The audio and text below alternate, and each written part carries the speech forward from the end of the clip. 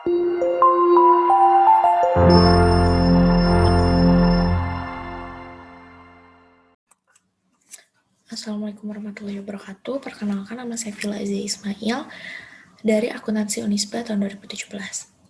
Di sini saya akan mempresentasikan hasil karya ilmiah saya yang berjudul Pengaruh Good Corporate Governance dan Ukuran Perusahaan Terhadap Tax Avoidance. Studi empiris pada perusahaan food and beverage yang listed di Bursa Efek Indonesia tahun 2017-2019. Latar belakang penelitian. Perbedaan kepentingan antara fiskus dengan perusahaan di mana fiskus sebagai prinsipal menginginkan penerimaan pajak yang maksimal, sedangkan perusahaan sebagai agen menginginkan pembayaran pajak seminimal mungkin kepada negara. Seperti yang dilakukan oleh British American Tobacco dan Panama Papers yang melakukan penghindaran pajak tersebut. Terdapat kasus yang terjadi di salah satu bank di Indonesia, yakni Bank BRI, yang diduga karena kurang baiknya penerapan good corporate governance di bank tersebut menimbulkan masalah terkait pengendalian internal atas pendapatan biaya dan investasi. Banyak terjadi kasus dengan modus perekayasaan laporan keuangan, yaitu melaporkan laba periode serendah mungkin agar membayar pajak serendah mungkin. Kerangka pemikiran. Hipotesa 1, good corporate governance berpengaruh terhadap tax avoidance. Hipotesa 2, ukuran perusahaan berpengaruh terhadap tax avoidance. Landasan teori, penghindaran pajak adalah salah satu cara penghindaran pajak yang legal untuk meminimalkan kewajiban pembayaran pajak atas penghasilan yang diterima. Hal ini diperbolehkan, namun pemerintah tetap tidak menginginkan penghindaran pajak tersebut dilakukan, karena pajak termasuk kontribusi paling besar yang didapatkan oleh negara.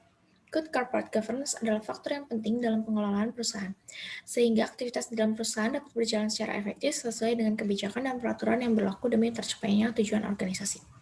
Ukuran perusahaan merupakan nilai besar kecilnya perusahaan yang ditentukan oleh total aset, total penjualan, jumlah laba, sehingga mempengaruhi kinerja sosial perusahaan dan menyebabkan tercapainya tujuan perusahaan. Tabel operasional variabel. Metode penelitian. Objek dan metode penelitian yang saya gunakan adalah deskriptif verifikatif dengan pendekatan kuantitatif, pengukuran variabel, sumber dan teknik pengumpulan data yaitu data sekunder, populasi dan sampel, teknik purposive sampling yang merupakan teknik penentuan sampel dengan pertimbangan atau kriteria tertentu, rancangan hipotesis, statistik regresi linear berganda yang syaratnya adalah harus memenuhi uji asumsi klasik. Hasil penelitian dan pembahasan. Yang pertama kita lakukan uji normalitas.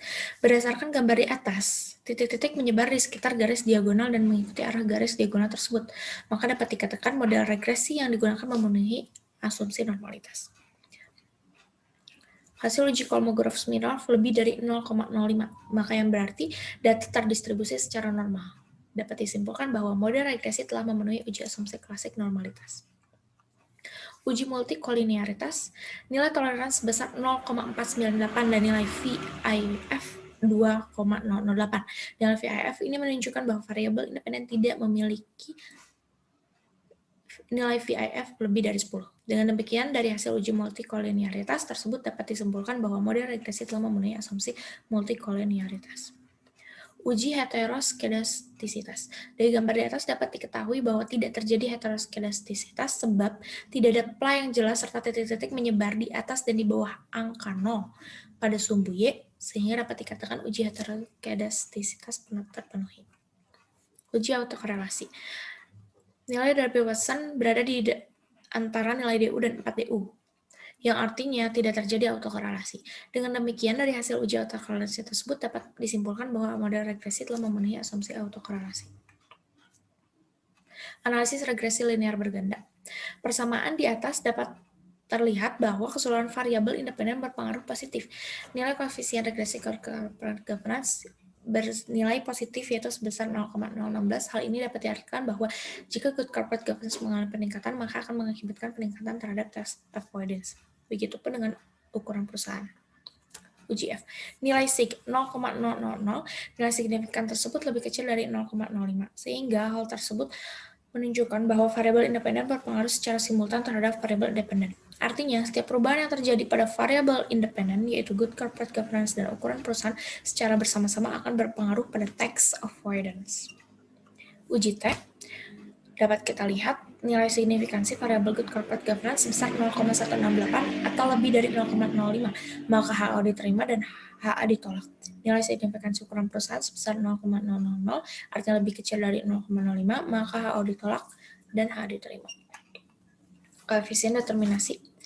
Berdasarkan hasil perhitungan di atas, terlihat bahwa besarnya pengaruh variabel good corporate governance dan ukuran perusahaan terhadap variabel tax avoidance sebesar 0,658 atau 65,8%. Koefisien determinasi parsial, good corporate governance 15,3% dan ukuran perusahaan 50,5%. Kesimpulan dari penelitian saya, pengaruh good corporate governance tidak berpengaruh terhadap tax avoidance pada perusahaan food and beverage yang listed di Bursa Efek tahun 2017-2019.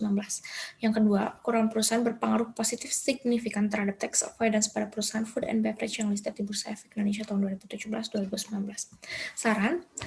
Adapun saran-saran yang dapat diberikan melalui hasil penelitian ini agar mendapat hasil yang lebih baik, yaitu yang pertama, bagi peneliti dapat memperbanyak jumlah sampel dan memperluas sektor tidak hanya perusahaan food and beverage saja sehingga dapat memperoleh hasil dengan generalisasi yang lebih luas.